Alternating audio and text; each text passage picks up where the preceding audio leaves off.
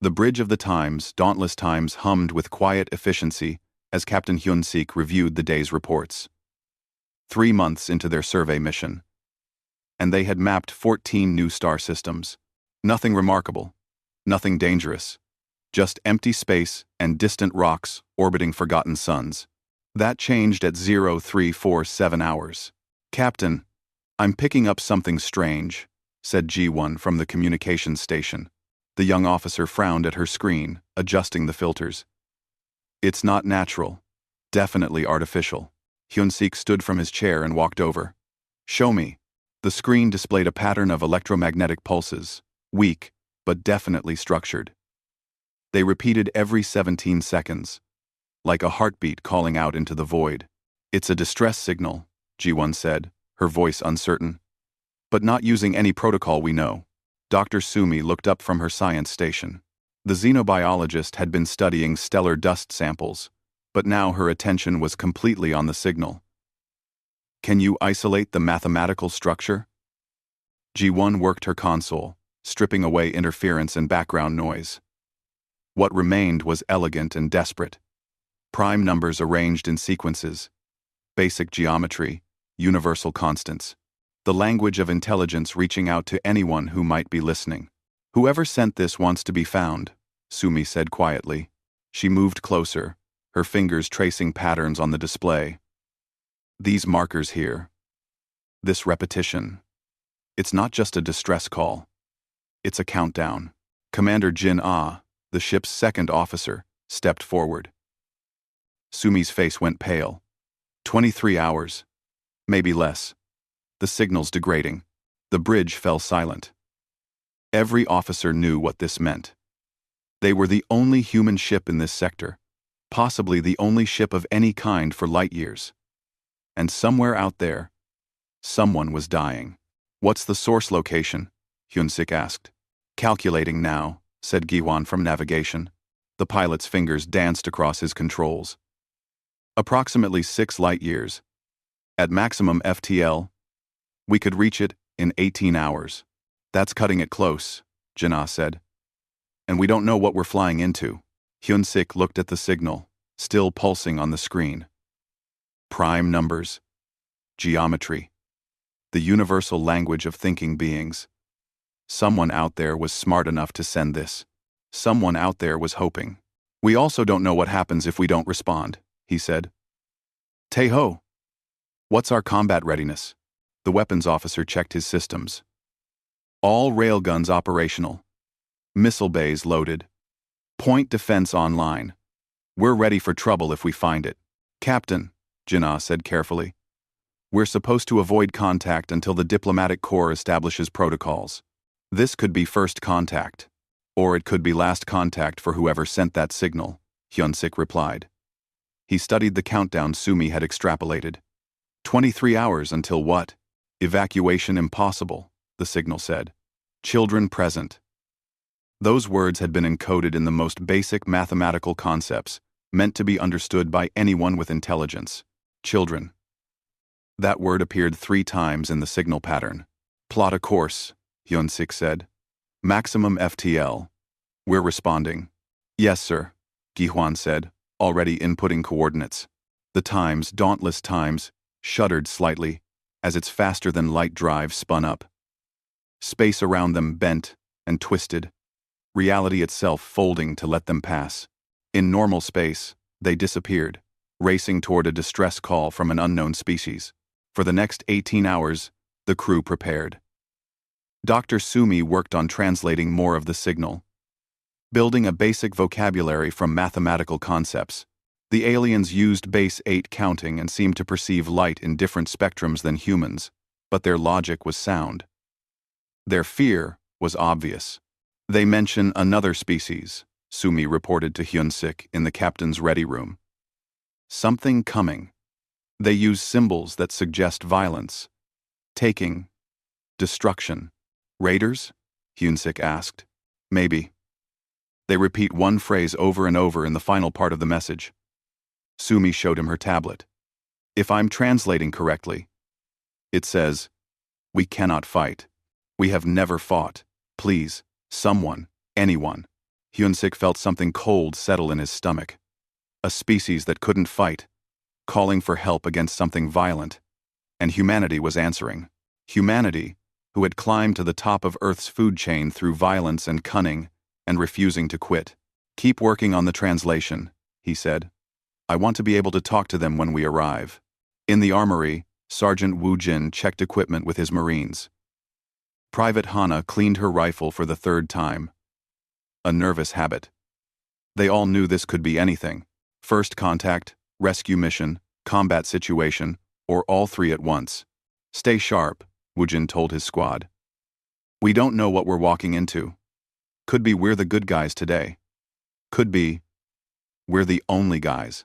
Medical Officer Na Young prepared the infirmary for unknown patients. Alien biology, alien injuries, alien diseases. She had no idea what to expect. Her staff reviewed every xenobiology text they had, knowing it probably wouldn't be enough. Engineer Dongsu pushed the FTL drive as hard as he dared. Every hour mattered. Every minute could be the difference between life and death for whoever sent that signal. At hour 17, they began deceleration.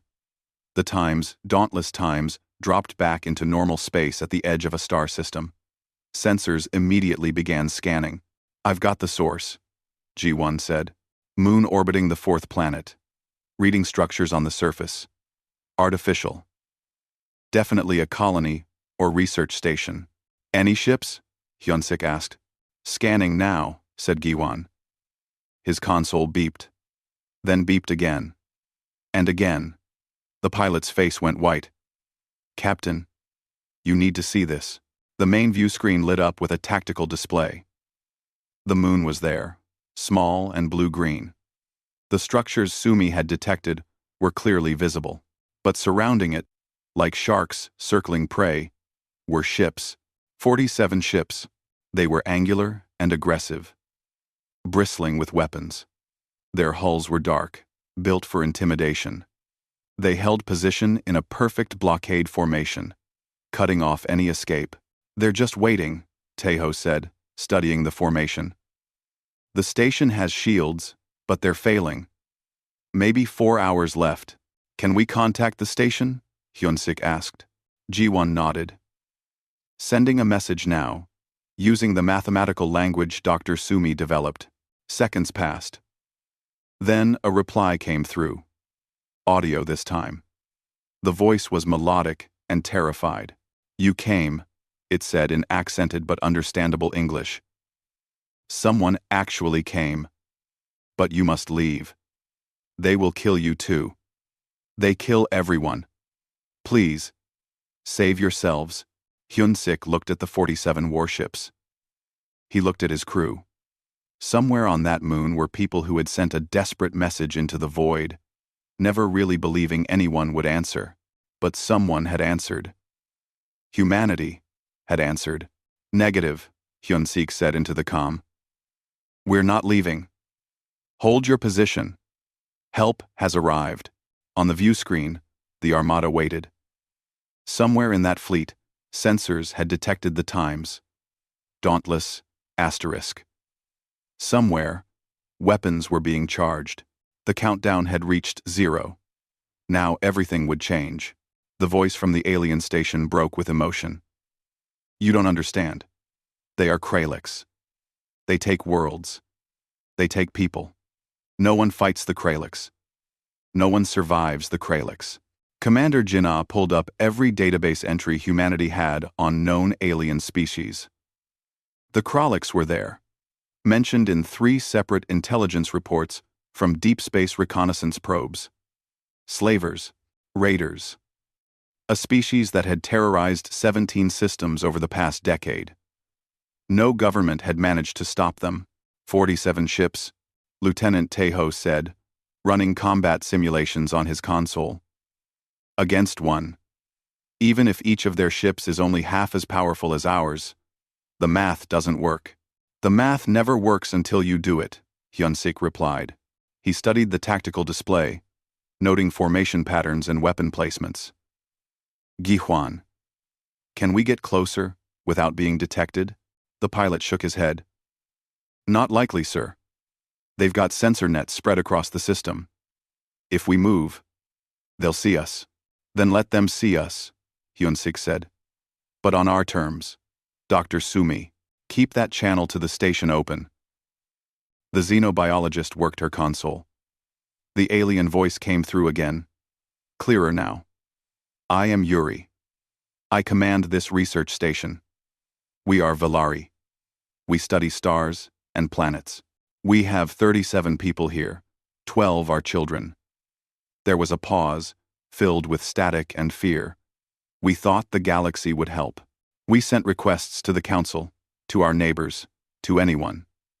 They all said the same thing. Too dangerous.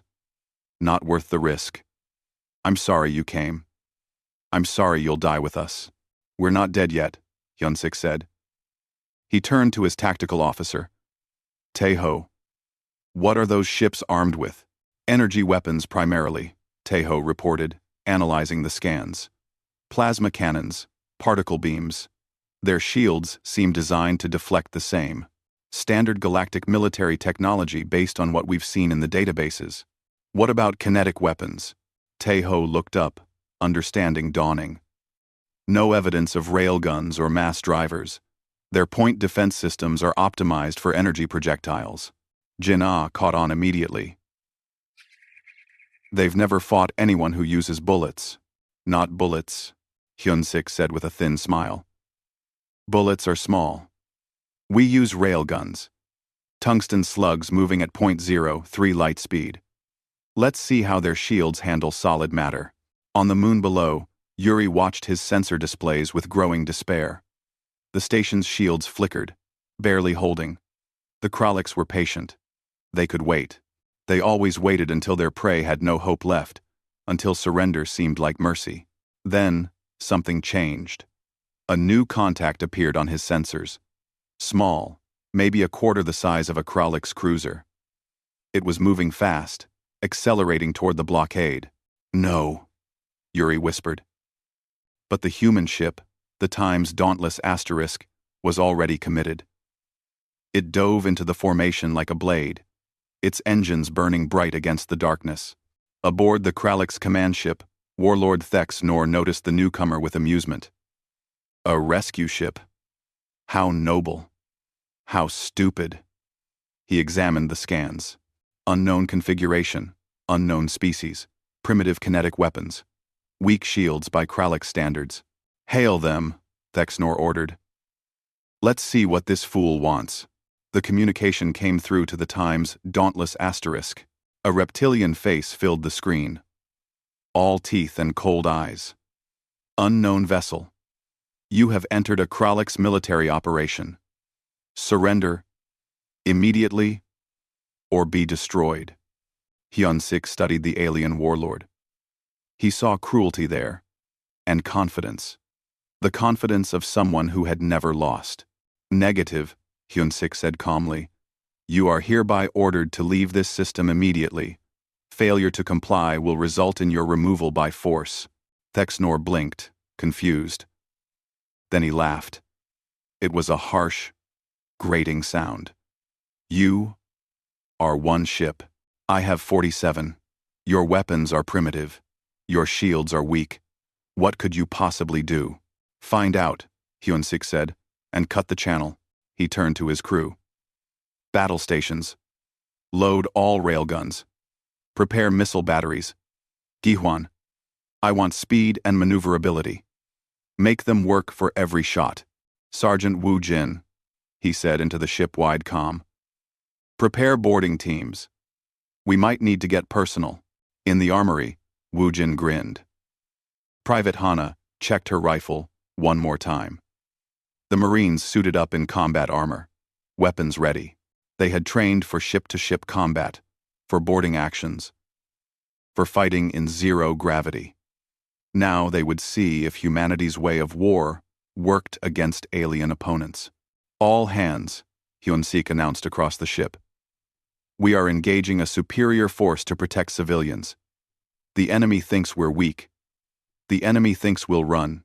Show them what humans do when someone needs help. The Times, Dauntless Times, accelerated.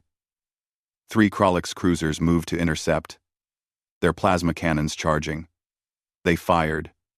Brilliant streams of superheated matter crossing the void. Gi-Huan rolled the ship, engines screaming. The plasma missed by meters. More fire came, a web of destruction meant to overwhelm the small human vessel. Return fire, Hyunsik ordered. The Times' dauntless Times spoke with thunder. Railguns fired. Magnetic accelerators launching tungsten penetrators. At relativistic speeds, the projectiles hit the first Krolix cruiser's shields, and something remarkable happened. The shields, designed to diffuse energy weapons, did almost nothing against solid matter. The tungsten slugs punched through like the shields weren't there. They tore into the hull, ripping through armor and systems. Explosions blossomed along the cruiser's starboard side. Direct hit, Tejo reported, already firing again. Their shields are ineffective against our weapons. The second cruiser died 12 seconds later. Railgun fire devastating its engines. The third tried to run, but missiles from the Times' dauntless Times caught it. The warheads detonating with nuclear fury. 3 Krolix ships destroyed in under a minute. On the moon, Yuri stared at his sensors in disbelief. "That's impossible," he whispered. "Nothing's impossible." Sumi's voice came through the comm. "It's just difficult." The Krolix fleet reacted with fury. 20 ships broke formation, surrounding the Times' dauntless asterisk. They opened fire from all sides, a storm of plasma and particle beams. Gi-Huan pushed the ship through maneuvers that should have torn it apart. He had trained in atmospheric combat, dogfighting in Earth's gravity well.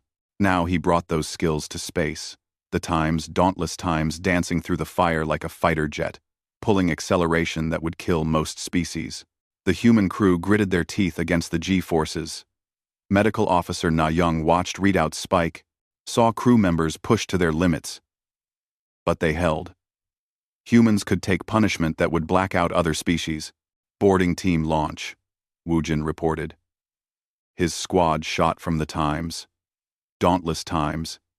In armored pods, magnetic grapples pulling them toward a damaged Krolix destroyer. They hit the hull hard, cutting through with plasma torches. Inside, Krolix warriors waited with energy weapons. The Marines showed them what human soldiers could do. Private Hana moved through the corridors like death itself, her rifle barking in the close quarters. Woojin led from the front, his squad fighting with precision and fury. The Krolix were shocked. These humans absorbed hits that should have killed them.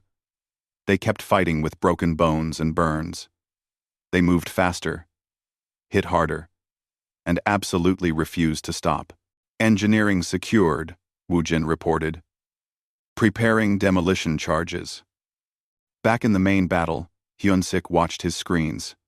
9 Krolix ships destroyed, 1 captured and being rigged to explode, 37 still fighting. "Captain," Jinnah said, "we're taking damage." "Shields at 60%. Noted," Hyunsik replied. He opened a channel to the Krolix fleet. "To every ship listening, this is your final warning. Leave now, or none of you leave at all." Warlord Thexnor, watching from his command ship, felt something he hadn't felt in years. Fear. These humans fought like demons.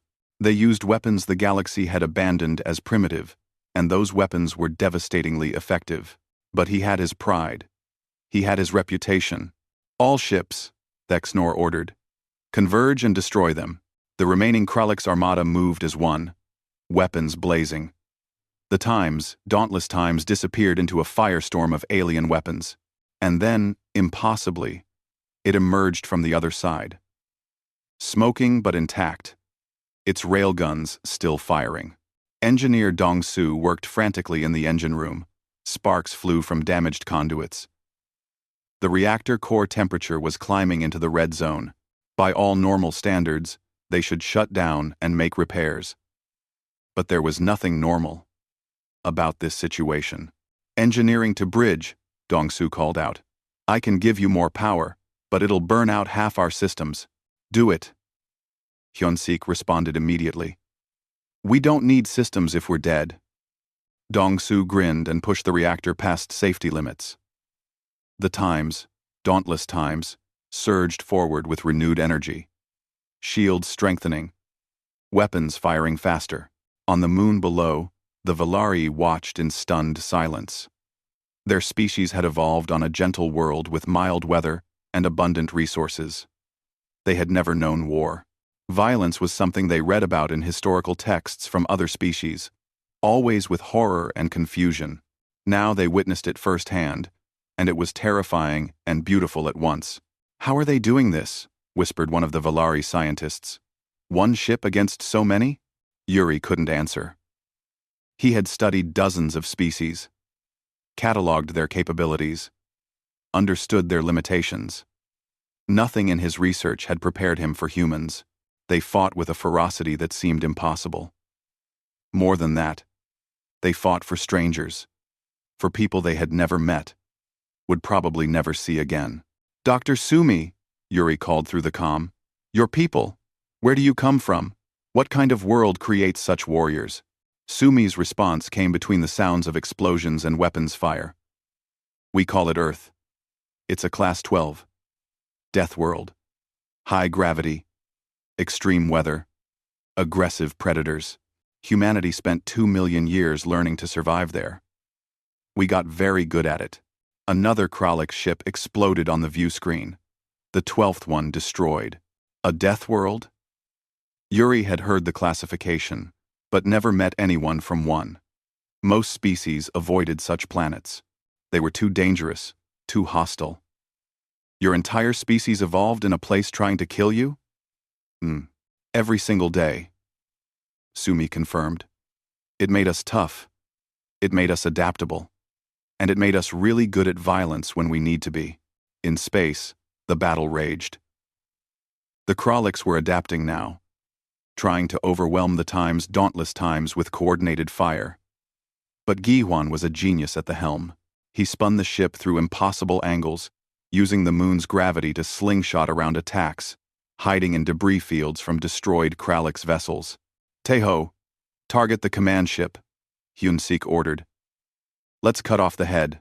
That's the biggest ship in the fleet, Jin-ah warned. Triple reinforced hull. Heavy weapons. It's their flagship. Jin-tavel.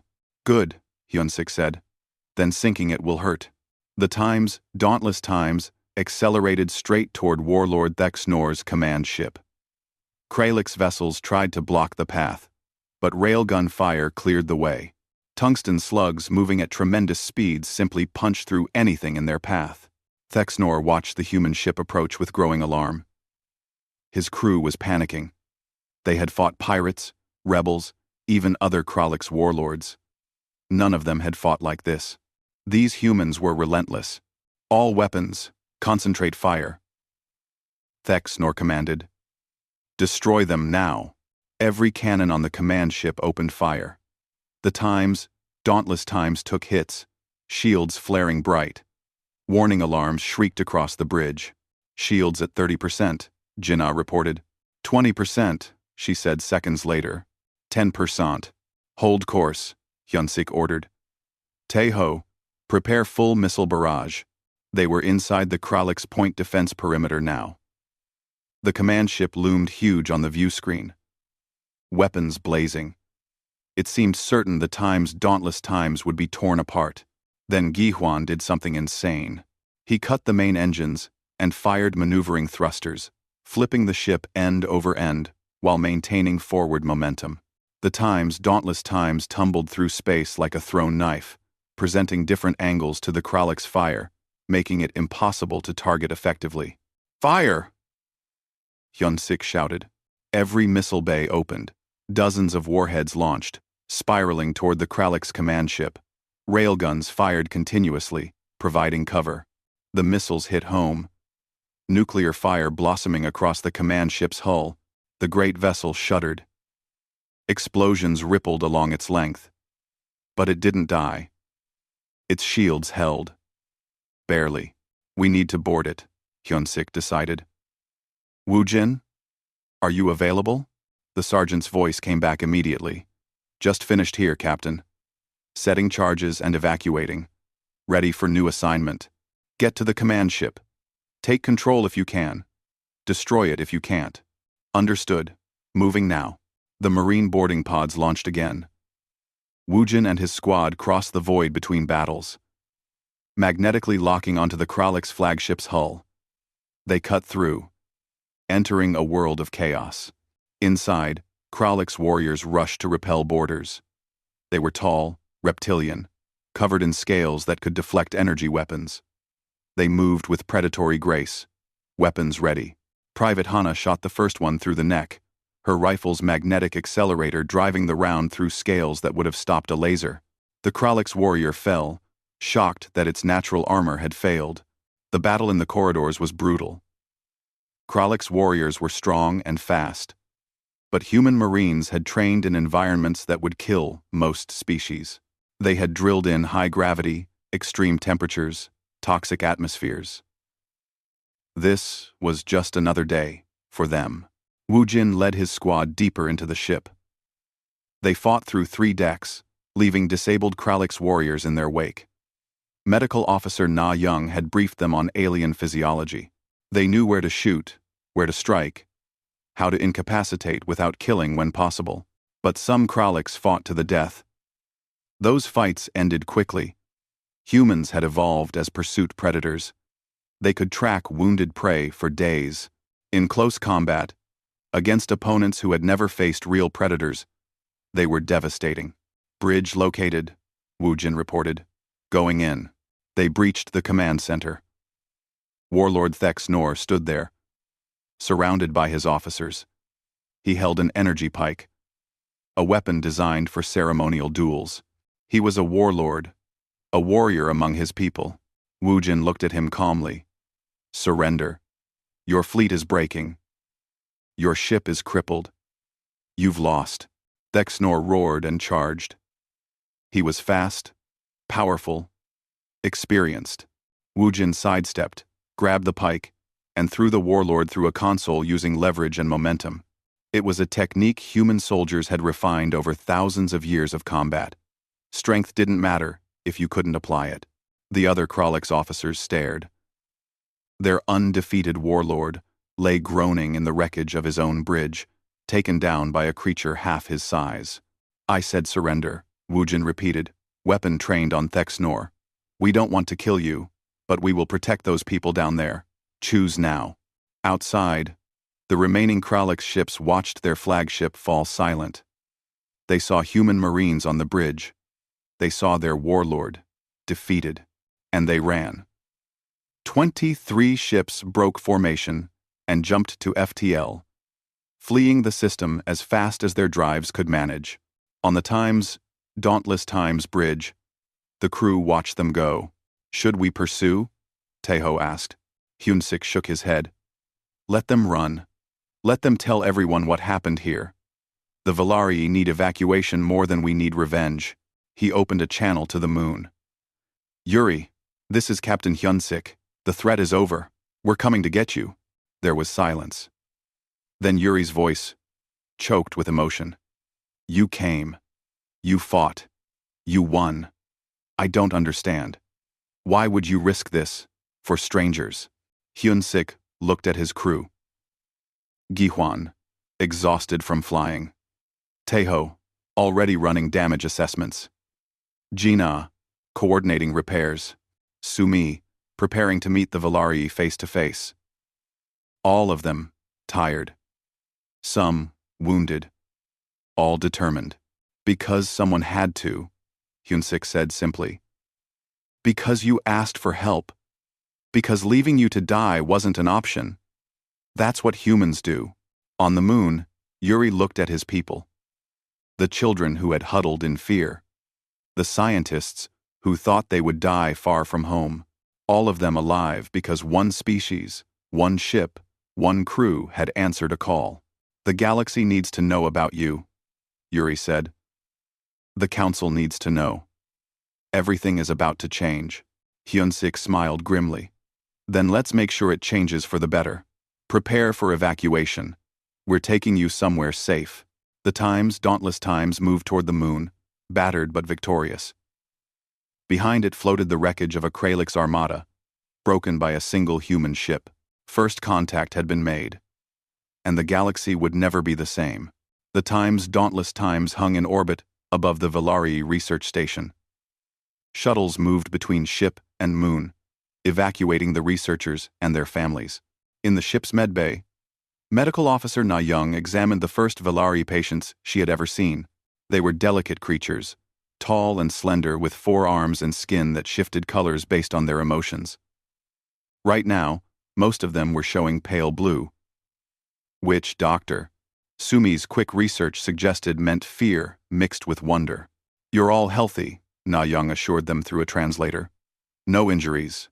We'll have you to a safe station within 2 days.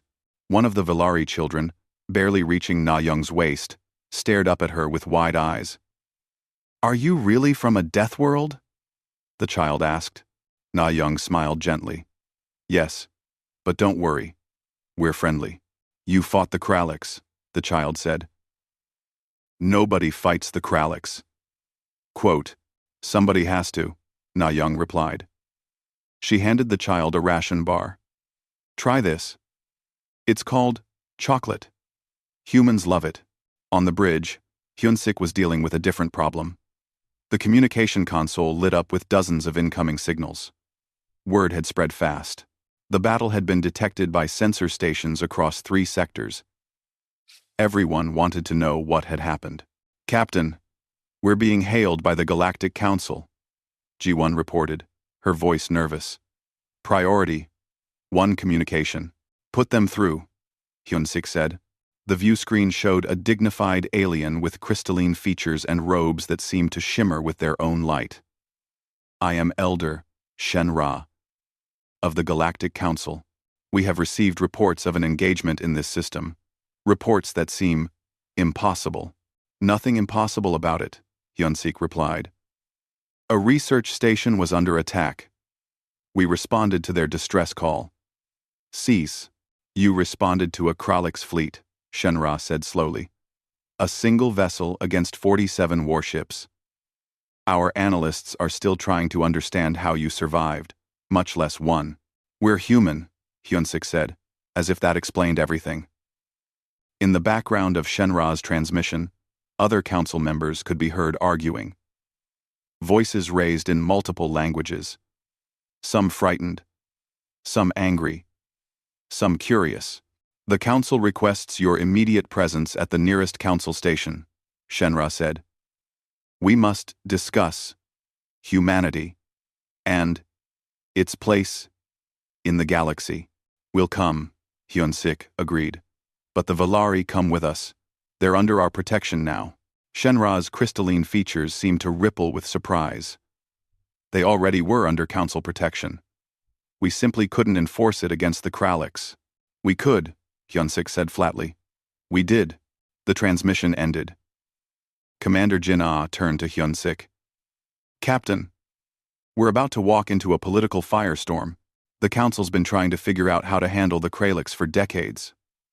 We just solved their problem in a day. Not their problem, Hyunsik corrected. Everyone's problem, and we didn't solve it. We just showed it could be solved.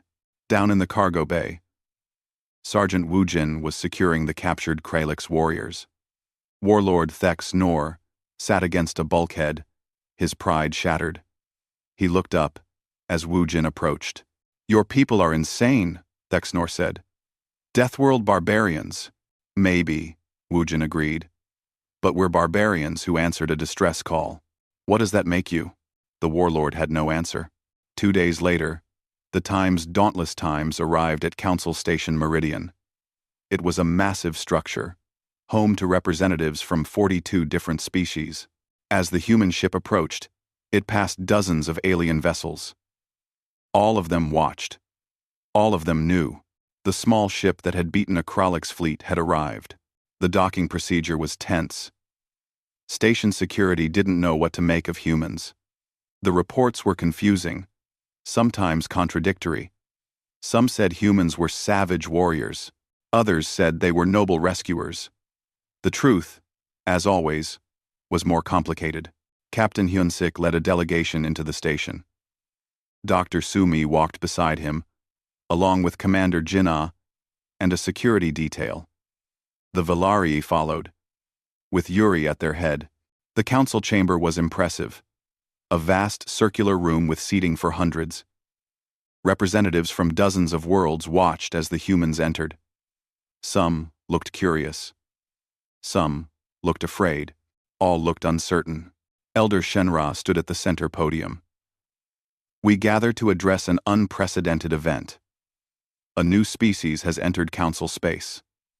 They engaged in military action without authorization. They defeated a threat we have struggled with for years. And now we must decide what this means. A representative from a species called the Torven stood. They looked like walking trees, bark-covered and ancient. The humans violated every protocol.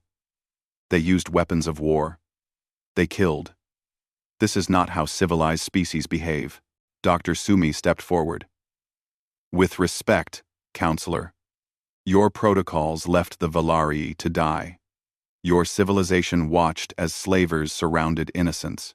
We're new to the galaxy, but we know what happens when good people do nothing. Another representative spoke. This one from a species covered in soft fur. We have rules for reasons. The galaxy is delicate.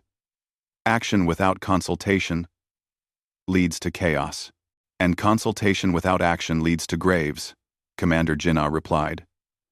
The Valarii were sending distress calls for weeks before we arrived. Where were you? The council erupted in arguments. Some defended their caution. Others admitted shame. The debate raged while the humans stood calmly, letting them talk. Finally, Yuri stepped forward. His skin showed bright orange, a color the translator identified as righteous anger. The council speaks of protocols, Yuri said, his melodic voice carrying across the chamber. Of rules and procedures. These things did not save us. The council speaks of civilization. That civilization was willing to watch us die rather than risk conflict. Then, these humans came. One ship. They knew nothing of our politics, our history, our complicated galaxy. They only knew we needed help. So, they helped. If that is barbarism, then perhaps barbarism is what the galaxy needs. The chamber fell silent. Yuri's words hung in the air, undeniable and damning. Elder Shenra spoke quietly. The Valarii make a compelling point. Perhaps we have become too comfortable, too cautious. We have maintained peace by avoiding conflict. But peace that abandons the helpless is not peace. It is merely the absence of conscience. A new transmission came through. Admiral Kun Su appeared on the screens, broadcasting from Earth. Behind him, 3 more ships could be seen. Large, powerful, bristling with weapons. This is Admiral Kun Su of the Earth Defense Fleet. I understand there's some discussion about humanity's place in your galaxy. Let me clarify. The Dauntless Times is a survey ship, lightly armed, meant for exploration. The vessels behind me are warships. They represent a fraction of Earth's military capability. We don't want war. We want to help. But we will not stand by while innocents suffer. Give us a place in your council, or we'll make our own place. Either way, humanity is here to stay. The message was clear. Humanity wasn't asking permission. They were stating fact. The council must vote, Shenra announced. Do we accept humanity as members? Do we grant them standing in galactic affairs? The vote took hours. Representatives argued, consulted, debated. In the end, it was not unanimous. Some species feared humanity's violence. Others resented their sudden appearance. But enough voted yes. Sometimes the galaxy needed those willing to fight. By council decree, Shenra announced, humanity is granted provisional membership. You will have representation, rights, and responsibilities. Welcome to the galactic community. Captain Hyun-sik bowed slightly. Thank you. We'll try to live up to the honor. And Elder Shenra? About those responsibilities. The Kraliks are still out there. They're still taking slaves, attacking colonies. Someone needs to stop them. A ripple of unease went through the council. The Kraliks problem had existed for decades. It seemed unsolvable. Are you volunteering? Shenra asked carefully. We're offering, Hyun-sik corrected. Earth would like to establish a protection fleet. We'll patrol trade routes, respond to distress calls, deal with threats like the Kraliks. Other species can join if they want. But it'll happen either way. It was bold. It was aggressive. It was exactly what the galaxy needed, but was too afraid to do itself. The council will discuss this proposal, Shenra said. But Captain Hyun-sik, I suspect you'll get your fleet. The galaxy has lived in fear long enough. As the humans left the council chamber, other species approached them. Some wanted to join their fleet. Others wanted protection. Still others simply wanted to meet these Deathworlders who had changed everything. Humanity had arrived. And the galaxy would never be the same. 3 weeks after the council vote, Dr. Yeonsu arrived at Council Station Meridian. She was Earth's first official xenodiplomat, trained in languages, cultures, and the delicate art of making friends with beings who had never met humanity before. She found her job both easier and harder than expected. They're afraid of us, she reported to Captain Hyun-sik over secure comm. Half the species here think we're going to conquer the galaxy. The other half think we're going to save it. Neither side really knows what to do with us. Hyun-sik sat in the captain's chair of the Times Dauntless Asterisk, which was being repaired in one of the station's massive docks. What do you think? I think we're just people, Yeonsu said. Trying to do the right thing. But people is complicated out here. She was learning just how complicated. The galaxy ran on consensus, on careful diplomacy, on centuries of tradition. Humanity had burst onto the scene with violence and determination. They had broken rules that most species considered sacred. But they had also saved lives that those same rules had abandoned. In the station's main concourse, Dr. Sumi gave a presentation to xenobiologists from a dozen different worlds. Her topic, Earth, the Death World. Our planet has a gravity 20% higher than the galactic average, she explained, displaying images of Earth's mountains, oceans, and forests. Our atmosphere contains oxygen at levels toxic to many species. Our weather includes hurricanes, tornadoes, tsunamis, and earthquakes. The temperature swings from 50 degrees below freezing to 50 above. The assembled scientists looked horrified and fascinated. And the life? One asked. A being that looked like a floating jellyfish. Sumi smiled. Earth is home to over 8 million species. Many of them could kill an unprepared human. We evolved alongside saber-toothed cats, giant bears, and pack-hunting predators. We learned to hunt animals 10 times our size.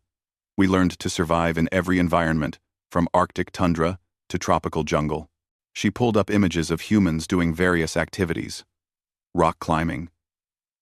Humans are endurance hunters, Sumi continued. We can run for hours without stopping. We can track prey for days. We can survive injuries that would kill most species. We have redundant organs, incredible healing abilities, and something we call adrenaline that lets us temporarily exceed our normal physical limits.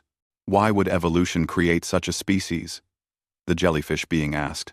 Because Earth demanded it, Sumi replied. Adapt or die. We chose to adapt. In another part of the station, Sergeant Wu Jin was teaching hand-to-hand combat to a group of alien security officers. They had requested training after seeing what human Marines could do. The key is leverage, Wu Jin explained, demonstrating on a volunteer twice his size. Strength doesn't matter if you can't apply it. Use your opponent's weight against them. Move efficiently. Never stop moving. He flipped the large alien with a simple hip throw. The being landed hard, but unharmed. But we're not as strong as humans, one of the students protested. Doesn't matter, Wu Jin said. These techniques work regardless of strength. Humans developed them over thousands of years of warfare. We got very good at fighting because we had to. Now, we can teach you. News of the training sessions spread. More species wanted to learn. Not just combat, but human methods of organization, crisis response, emergency medicine. Humanity had spent its entire existence surviving impossible situations. Now, that experience was valuable.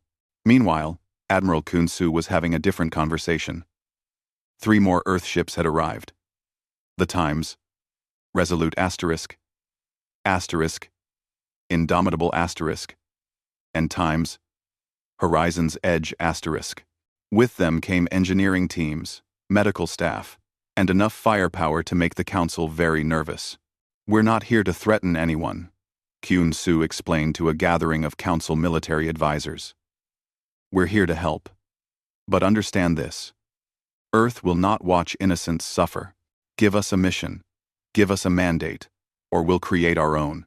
A Torvan admiral, his bark-like skin aged and weathered, spoke carefully. You are asking for what amounts to an independent military force. One answerable only to Earth. The Council cannot allow this. Then make it answerable to the Council, Kyun-Su replied. Form a joint defense fleet. Other species can contribute ships, personnel, resources. We'll share our weapons, technology, our tactical training. But it has to be real. No more talking while people die. The debate lasted for days. In the end, necessity won over tradition. The Kraliks were still raiding. Pirates still attacked trade routes. Slavers still took innocents. The galaxy needed protection, and humanity was offering to provide it. The Galactic Defense Initiative was born. Earth would provide the core military force, but other species could join. The Valari signed up immediately, offering their advanced sensors and scientific expertise. The Torvan contributed their ancient knowledge of stellar navigation. A dozen other species added their own strengths. For the first time in galactic history, there would be a unified force dedicated to protecting the innocent. On the repaired Times, Dauntless Asterisk, Captain Hyun-sik received new orders.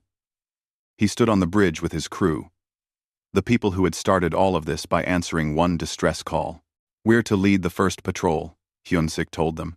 Show the galaxy that the initiative is real. Respond to threats. Protect trade routes. Make sure everyone knows that the rules have changed. The Kraliks won't like it, Commander Jinnah noted.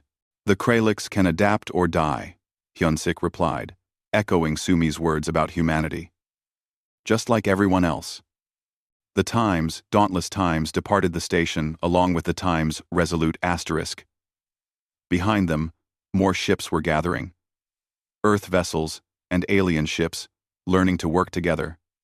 It wouldn't be easy. Humans were too aggressive for some species, too reckless, too willing to fight. But they were also willing to help, to sacrifice, to stand between danger and the innocent. Dr. Yun-Su sent a report back to Earth, summarizing humanity's first month in galactic society. She included data on dozens of species, notes on diplomatic protocols, and recommendations for future interactions. Her conclusion was simple. We're changing things. Some species hate us for it. Some worship us for it. Most are just confused. But the galaxy needed changing. It needed someone to show that the old ways weren't the only ways. That sometimes the right choice is the hard choice. That civilization means protecting everyone, not just those who are convenient to protect. On Earth, in the halls of the United Nations Space Council, leaders read the reports with pride and concern. Humanity had been given a great responsibility. The galaxy was watching to see if they could handle it. 2 months after first contact, the Times Dauntless Times received another distress call. This time, from a mining colony under pirate attack. The ship changed course immediately, the crew moving to battle stations with practiced efficiency.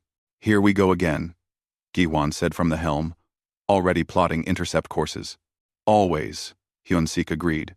As long as someone needs help, we'll answer. The ship jumped to FTL, racing toward another crisis, another rescue, another chance to prove that humanity's place in the galaxy was earned. Behind them, the galaxy continued to change. The Council began reforming its laws.